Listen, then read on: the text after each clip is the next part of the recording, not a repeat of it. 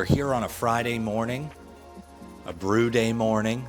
I'm actually going to be cooking up my Weekend Mulching Honey Blonde Ale, batch number 10. Bananas. I think this is probably the first beer I've ever done 10 batches on. I always thought it would be a New England IPA, but it's a Honey Blonde Ale. In any event, we're going to be experimenting today. I'm going to be adding a little bit more honey than I usually add, and I'm going to be adding some of it on the back end of fermentation instead of the front end.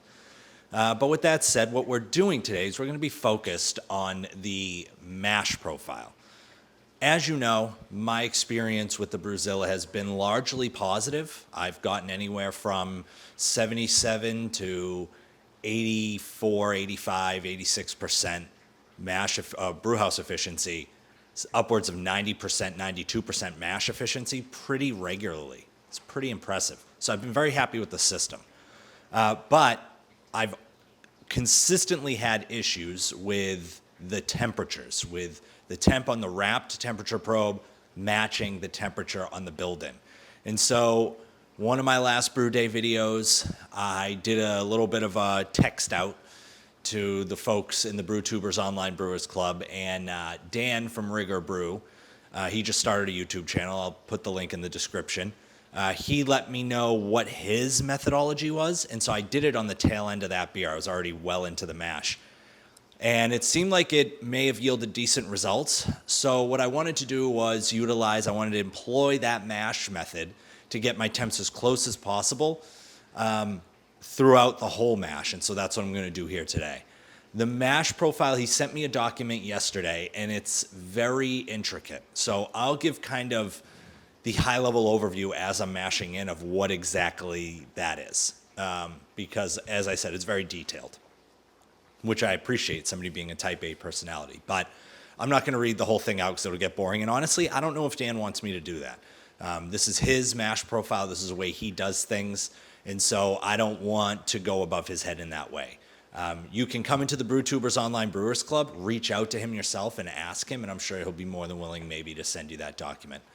But I'll give kind of the high-level overview of what he told me to do, and we'll see if that yields us closer temperatures. Ideally, I'd like to be within a degree. If I can be within a degree, I'm usually within 2 to 3 degrees. If I can be within a degree with his mash profile method, that's what I'm going to do. So let's get into it.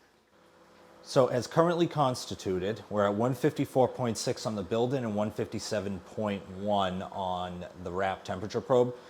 I'm going to call that about 3 degrees. RAPT temperature probe's going down. I'm going to call that about 3 degrees. And I'm going to say, so that's about where we're at. I did turn the heat down to 20% before I mash in because that's what I normally do.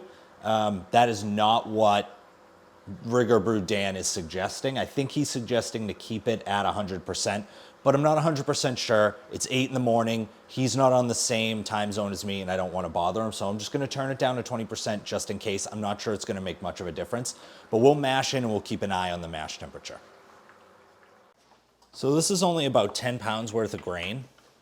So the dough in should be relatively smooth. I'm not going to dough in too quick, but I also don't want to lose a ton of temperature either.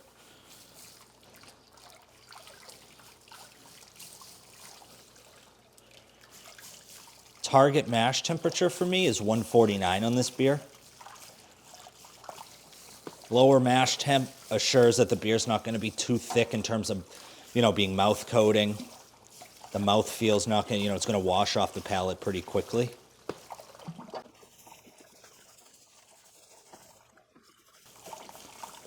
And I have realized with my new split system that's keeping this room at a great temperature, I've had to adjust the temps on my strike water. I don't have to heat the strike water as high because the room is either warmer or cooler in the sense that it's ambient. So normally where it would be 50 degrees down here during 49 degrees during the winter, I'd have to heat my strike water a little bit higher to adjust for the temp that the grain was going to be. I don't have to do that with this. Let's take a look. 152.9 to 151.8, okay? I don't hate that.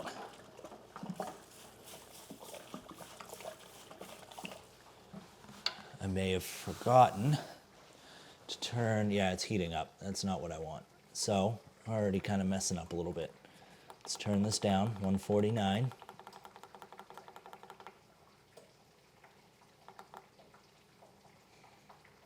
Okay.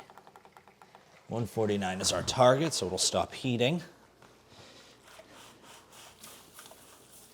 So about midway through the dough in, I had to turn the temperature down so it stopped heating. Totally forgot. You're probably yelling at your screen telling me to do it.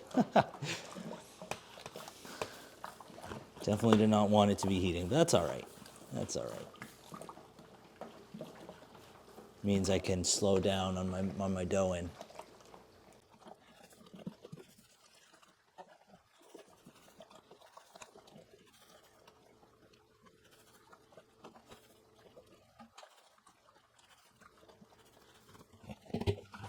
Fully mashed in. Just gonna mix this around for a little bit. Sitting at 152.5 still. This probe is at 150.7.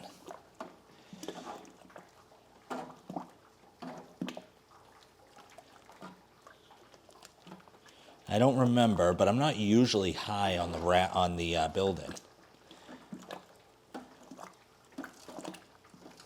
But that could be wrong.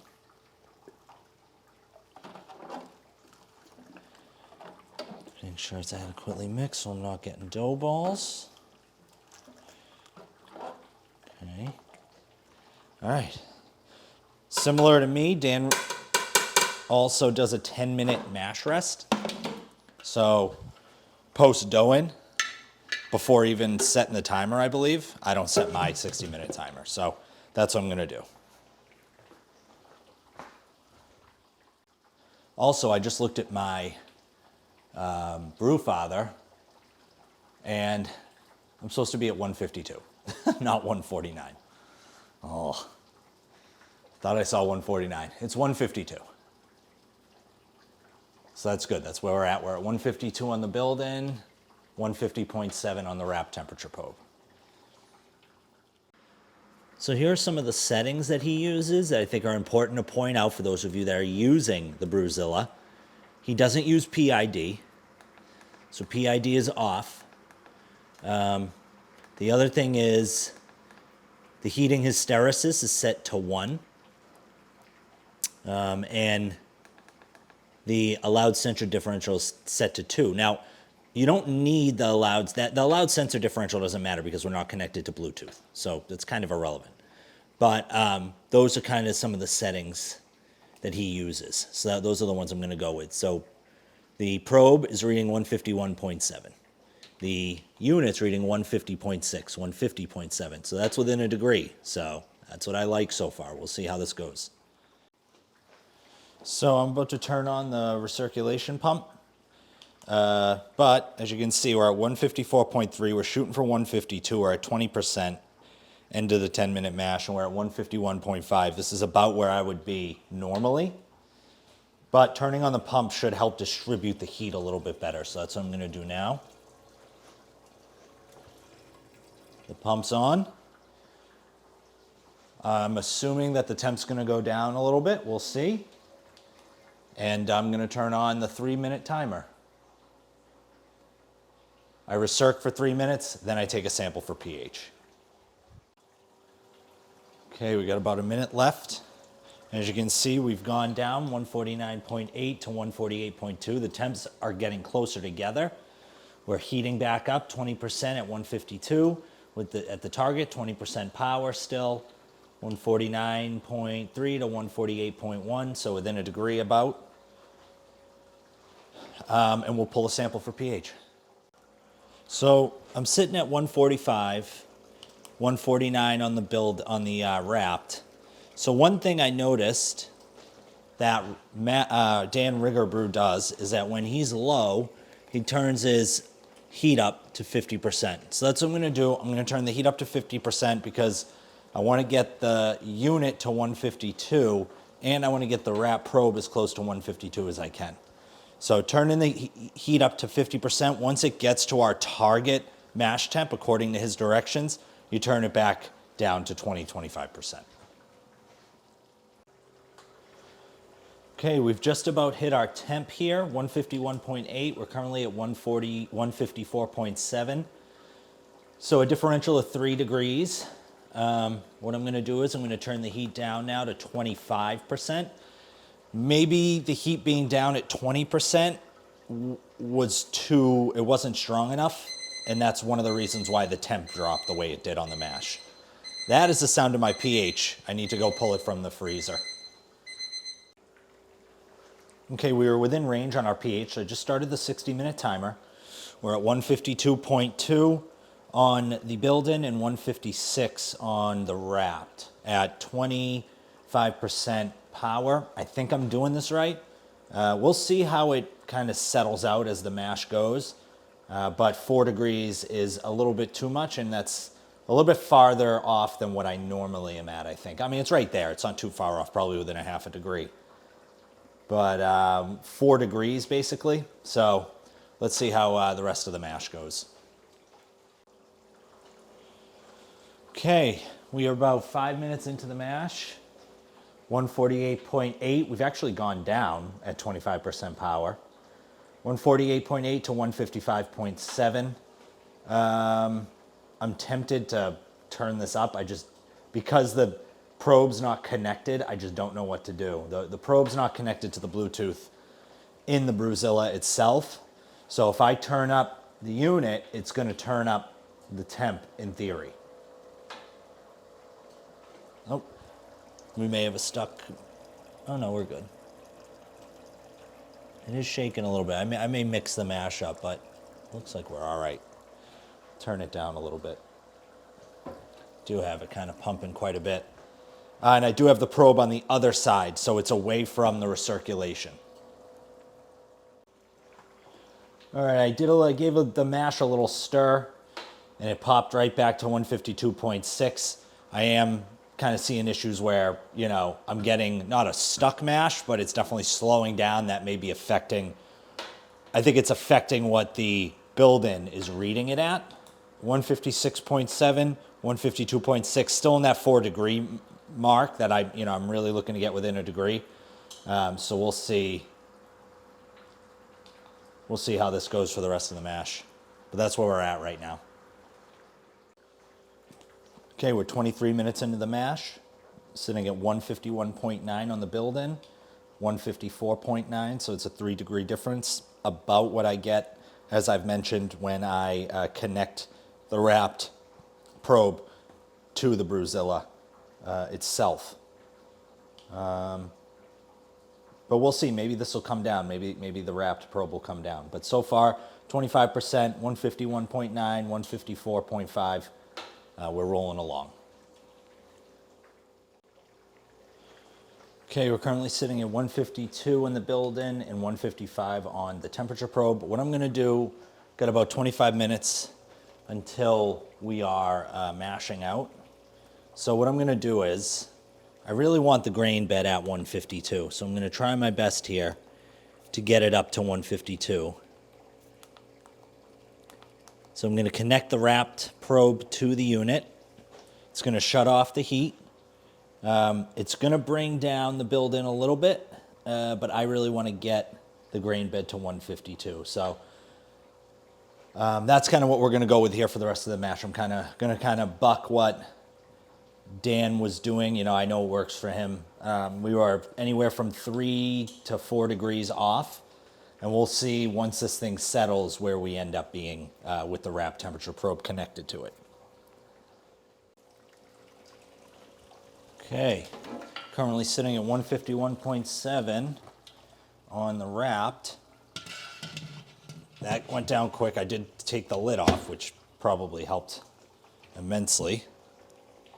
Turn the pump back on at 151.5 to 148.4. I am gonna take the settings. The allowed sensor differential, it is at 1 degree, okay. So hopefully this starts heating up soon.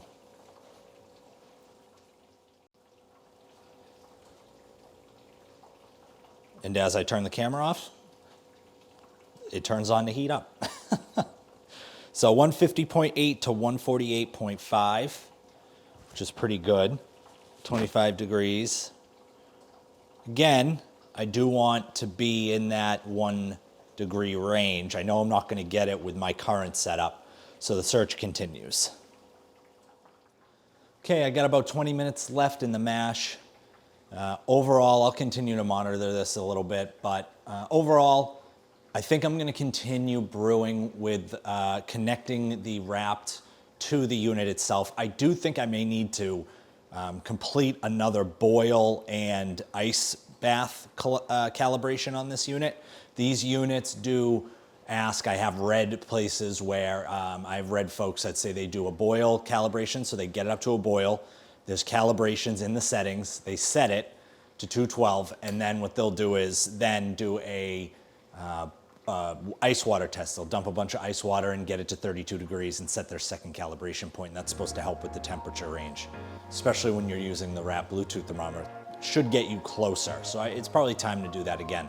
I've also read the idea that going from 5 to 10 gallon batches, going from 5 gallons of strike water to 7 gallons of strike water, it's going to mess with your calibration a little bit. It's going to mess with the temperature ranges being closer together. So that doesn't surprise me either. But I think overall, Dan's profile was good. You know, I found that I was a little bit farther off than I normally am. So what I'll do is I'm going to continue using, you know, my profile the way I do it, which is pretty similar. I connect the Bluetooth RAPT thermometer to the unit itself. I do think some things kind of hindered the success of Rigger Brew's methodology. For me, one of those being I shouldn't have had the pump on so high. If I turned the pump down quite a bit, I wouldn't have had to mix the mash up twice. I think the pump was moving too fast and the wort was, you know, recirculating too quickly, and so I had to stir the mash twice because I was getting kind of stuck mashes, so to speak.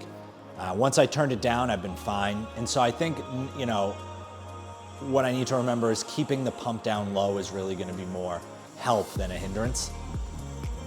And then also just keeping an eye on things, making sure that, you know, changing from 25 to 50%, that's a bit of a power difference, so that can really affect things. I was probably too quick on the trigger in that regard. In any event, you know, my Honey Blonde Ale is such a good beer. I love it. It's a big crowd pleaser, so I'm not overly concerned, and that's why I wanted to try the new mash method with this beer. But overall, you know, it's a brew day, and as Mike 77 Trans Am guy says, in the end, it will be beer. L'chaim.